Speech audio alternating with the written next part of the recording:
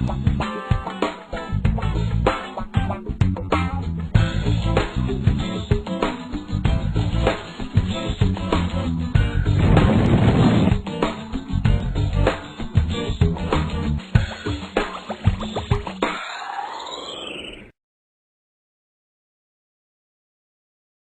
you have one of these?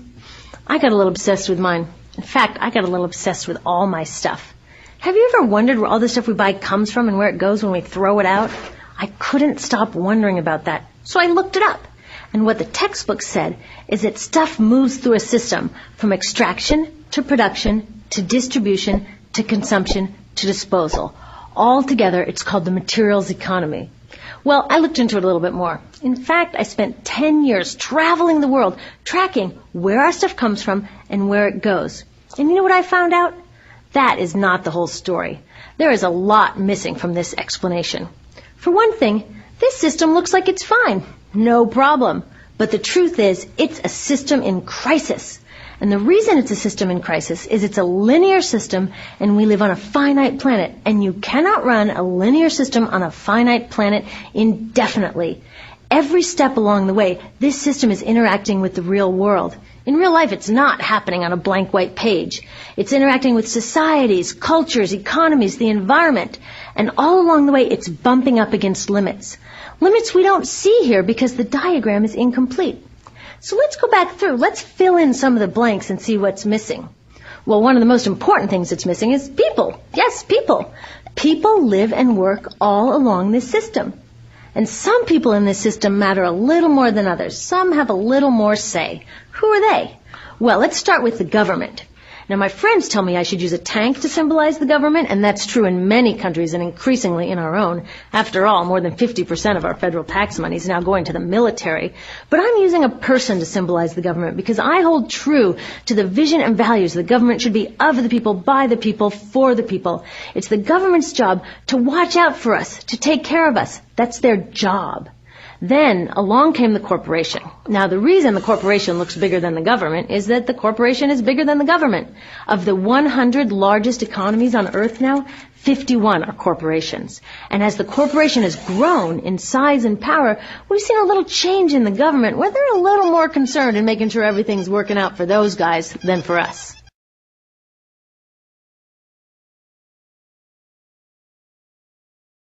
Okay, so let's see what else is missing from this picture. We'll start with extraction, which is a fancy word for natural resource exploitation, which is a fancy word for trashing the planet. What this looks like is we chop down the trees, we blow up mountains to get the metals inside, we use up all the water, and we wipe out the animals. So here we are running up against our first limit. We are running out of resources. We are using too much stuff. Now, I know this can be hard to hear, but it's the truth, so we've got to deal with it. In the past 3 decades alone, 1/3 of the planet's natural resource base has been consumed. Gone. We are cutting and mining and hauling and trashing the place so fast that we're undermining the planet's very ability for people to live here. Where I live, in the United States, we have less than 4% of our original forests left.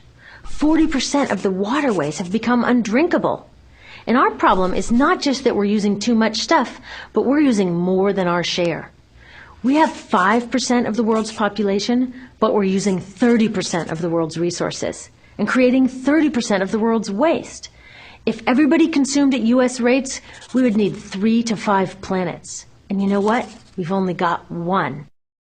So my country's response to this limitation is simply to go take somebody else's. This is the third world, which some would say is another word for our stuff that somehow got on somebody else's land. So what does that look like? The same thing, trashing the place. 75% of global fisheries now are fished at or beyond capacity.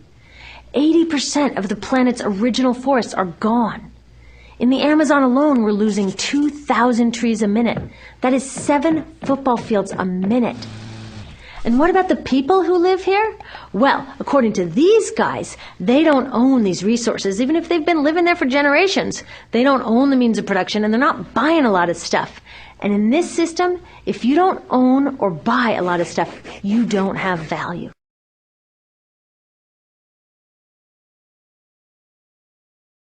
So next, the materials move to production. And what happens there is we use energy to mix toxic chemicals in with the natural resources to make toxic contaminated products. There are over 100,000 synthetic chemicals in use in commerce today. Only a handful of them have even been tested for health impacts, and none have been tested for synergistic health impacts. That means when they interact with all the other chemicals we're exposed to every day. So we don't know the full impact on health and the environment of all these toxic chemicals, but we do know one thing: toxics in, toxics out. As long as we keep putting toxics into our industrial production systems, we're going to keep getting toxics in the stuff that we bring into our homes and workplaces and schools, and our bodies. Like BFRs, brominated flame retardants, they're a chemical that make things more fireproof, but they are super toxic. They're a neurotoxin. That means toxic to the brain. What are we even doing using a chemical like this? Yet we put it in our computers, our appliances, couches, mattresses, even some pillows. In fact, we take our pillows, we douse them in a neurotoxin, then we bring them home and put our heads on them for 8 hours a night to sleep. Now, I don't know, but it seems to me in this country with so much potential, we could think of a better way to stop our heads from catching on fire at night. Now, these toxics build up the food chain and concentrate in our bodies. Do you know what is the food at the top of the food chain with the highest level of many toxic contaminants? Human breast milk.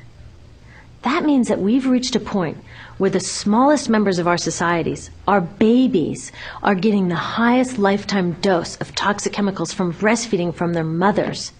Is that not an incredible violation? Breastfeeding must be the most fundamental human act of nurturing. It should be sacred and safe. Now, breastfeeding is still best, and mothers should definitely keep breastfeeding, but we should protect it. They should protect it. I thought they were looking out for us. And of course, the people who bear the biggest brunt of these toxic chemicals are the factory workers, many of whom are women of reproductive age. They're working with reproductive toxins, carcinogens, and more.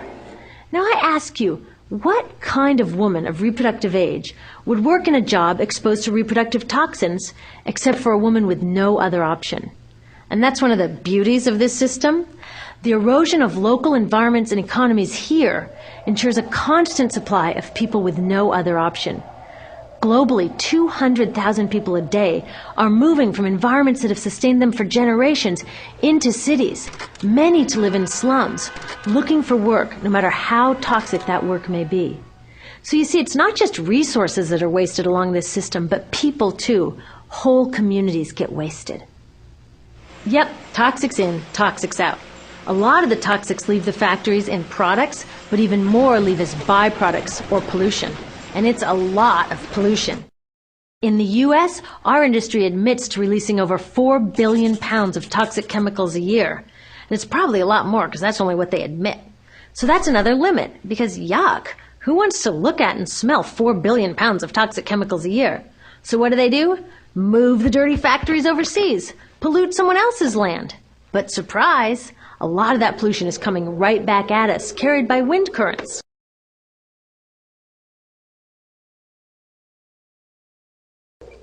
So what happens after all these natural resources are turned into products? Well, it moves here for distribution. Now, distribution means selling all the toxic contaminated junk as quickly as possible. The goal here is to keep the prices down, keep the people buying, and keep the inventory moving. How do they keep the prices down? Well, they don't pay the store workers very much, and they skimp on health insurance every time they can. It's all about externalizing the costs. What that means is that the real costs of making stuff aren't captured in the price. In other words, we aren't paying for the stuff we buy. I was thinking about this the other day. I was walking to work and I wanted to listen to the news, so I popped into a Radio Shack to buy a radio. I found this cute little green radio for $4.99. I was standing there in line to buy this thing, and I was thinking, how could $4.99 possibly capture the cost of making this radio and getting it into my hands? The metal was probably mined in South Africa. The petroleum was probably drilled in Iraq. The plastics were probably produced in China. And maybe the whole thing was assembled by some 15-year-old in a maquiladora in Mexico. $4.99 wouldn't even pay the rent for the shelf space it occupied until I came along, let alone part of the staff guy's salary who helped me pick it out, or the multiple ocean cruises and truck rides pieces of this radio went on. That's how I realized I didn't pay for the radio. So who did pay? Well, these people paid with the loss of their natural resource space. These people paid with the loss of their clean air, with increasing asthma and cancer rates. Kids in the Congo paid with their future. 30% of the kids in part of the Congo have dropped out of school to mine coltan, a metal we need for our cheap and disposable electronics. These people even paid by having to cover their own health insurance. All along this system, people pitched in so I could get this radio for $4.99. And none of these contributions are recorded in any accounts book. That's what I mean by the company owners externalize the true costs of production.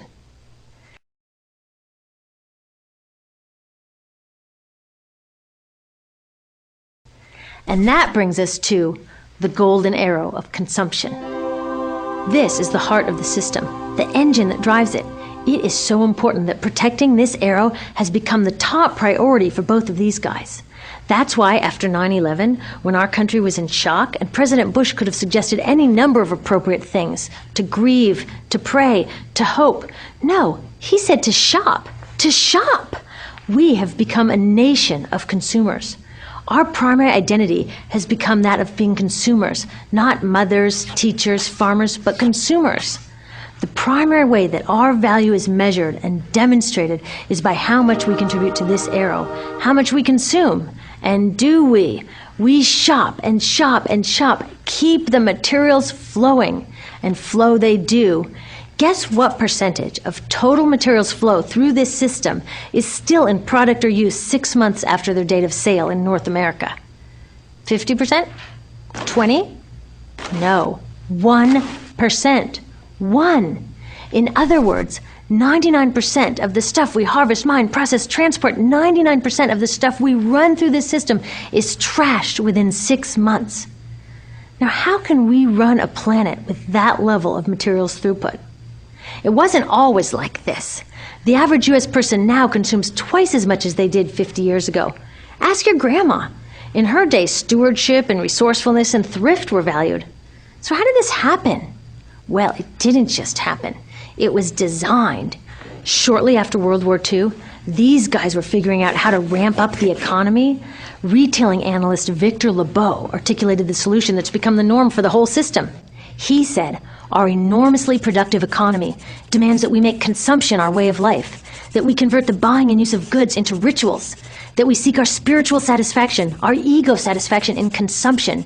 We need things consumed, burned up, replaced, and discarded at an ever-accelerating rate. President Eisenhower's Council of Economic Advisors chairman said that the American economy's ultimate purpose is to produce more consumer goods. More consumer goods? Our ultimate purpose? Not provide health care or education or safe transportation or sustainability or justice? Consumer goods? How did they get us to jump on board this program so enthusiastically? Well, two of their most effective strategies are planned obsolescence and perceived obsolescence. Planned obsolescence is another word for designed for the dump. It means they actually make stuff to be useless as quickly as possible, so we'll chuck it and buy a new one. It's obvious with things like plastic bags and coffee cups, but now it's even big stuff. Mops, DVDs, cameras, barbecues even, everything. Even computers. Have you noticed that when you buy a computer now, the technology is changing so fast that in just a couple of years, it's actually an impediment to communication? I was curious about this, so I opened up a big desktop computer to see what was inside. And I found out that the piece that changes each year is just a tiny little piece in the corner. But you can't just change that one piece because each new version is a different shape. So you gotta chuck the whole thing and buy a new one. So I was reading industrial design journals from the 1950s when planned obsolescence was really catching on. These designers are so open about it. They actually discuss how fast can they make stuff break that still leaves the consumer having enough faith in the product to go out and buy another one. It was so intentional. But stuff cannot break fast enough to keep this arrow afloat. So there's also perceived obsolescence. Now, perceived obsolescence convinces us to throw away stuff that is still perfectly useful. How do they do that? Well, they change the way the stuff looks. So if you bought your stuff a couple of years ago, everyone can tell that you haven't contributed to this arrow recently. And since the way we demonstrate our value is contributing to this arrow, it can be embarrassing. Like, I've had the same fat white computer monitor on my desk for 5 years. My coworker just got a new computer. She has a flat, shiny, sleek monitor. It matches her computer, it matches her phone, even her pen stand. She looks like she's driving in Spaceship Central, and I look like I've got a washing machine on my desk. Fashion is another prime example of this. Have you ever wondered why women's shoe heels go from fat one year to skinny the next to fat to skinny? It's not because there's some debate about which heel structure is the most healthy for women's feet. It's because wearing fat heels in a skinny heel year shows everybody that you haven't contributed to that arrow as recently, so you're not as valuable as that person in skinny heels next to you, or more likely in some ad. It's to keep us buying new shoes. Advertisements and media in general plays a big role in this. Each of us in the U.S. is targeted with over 3,000 advertisements a day. We see more advertisements in 1 year than people 50 years ago saw in a lifetime. And if you think about it, what's the point of an ad except to make us unhappy with what we have? So 3,000 times a day, we're told our hair is wrong, our skin is wrong, our clothes are wrong, our furniture is wrong, our car is wrong. We are wrong, but it can all be made right if we just go shopping. Media also helps by hiding all of this and all of this. So the only part of the materials economy we see is the shopping. The extraction, production, and disposal all happens outside of our field of vision. So in the U.S., we have more stuff than ever before, but polls show that our national happiness is actually declining. Our national happiness peaked in the 1950s, the same time that this consumption mania exploded. Interesting coincidence. I think I know why. We have more stuff, but we have less time for the things that really make us happy. Friends, family, leisure time. We're working harder than ever. Some analysts say we have less leisure time than any time since feudal society. And do you know what the two main activities are that we do with the scant leisure time we have? Watch TV and shop. In the US, we spend 3 to 4 times as many hours shopping as our counterparts in Europe do. So we're in this ridiculous situation where we go to work, maybe 2 jobs even, and we come home and we're exhausted, so we plop down on our new couch and watch TV, and the commercials tell us you suck, so you gotta go to the mall to buy something to feel better, and then you gotta go to work more to pay for the stuff you just bought, so you come home and you're more tired, so you sit down and you watch more TV, and it tells you to go to the mall again, and we're on this crazy work, watch, spend treadmill, and we could just stop.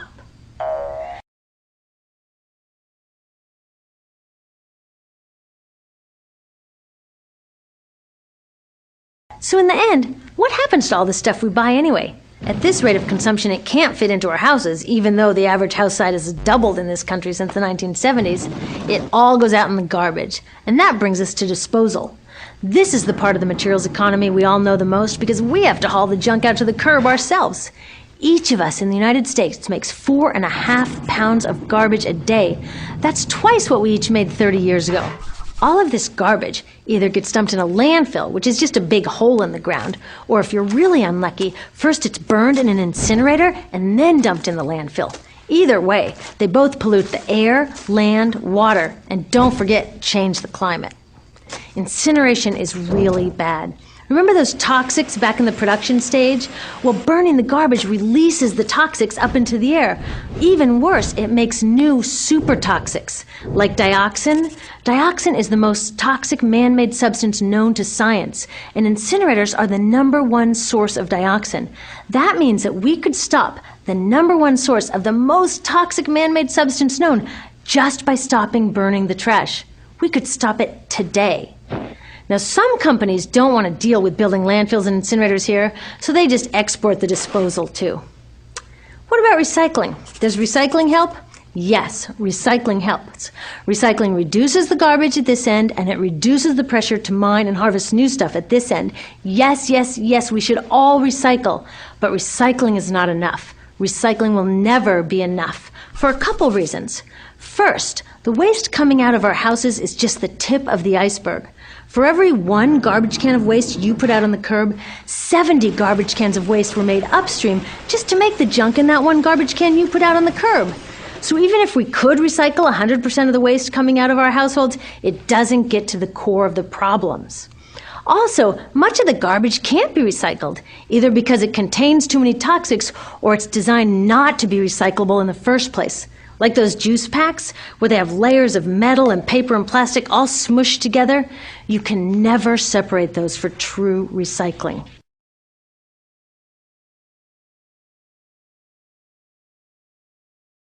So you see, it is a system in crisis. All along the way, we're bumping up against limits. From changing climate to declining happiness, it's just not working. But the good thing about such an all-pervasive problem is there are so many points of intervention. There are people working here on saving forests, here on clean production, labor rights, fair trade, conscious consuming, blocking landfills and incinerators, and very importantly, taking back our government, so that it really is by the people, for the people. All of this work is critically important, but things really start moving when we see the connections, when we see the big picture. When people all along this system get united, we can reclaim and transform this whole linear system into something new, a system that doesn't waste resources or people. You see, what we really need to chuck is that old school throwaway mindset. There's a new school of thinking about this stuff, and it's based on sustainability and equity. Things like green chemistry, zero waste, closed-loop production, renewable energy, local living economies. It's already started. Some say it's unrealistic, too idealistic that it can't happen. I say the ones who are unrealistic are those who think that we can continue with the old way. They're dreaming. Remember, that old way didn't just happen. It wasn't like gravity that we just have to live with. People created it, and we're people too. So let's create something new. There's a lot of information on this website about groups doing incredible work. Click around, get involved.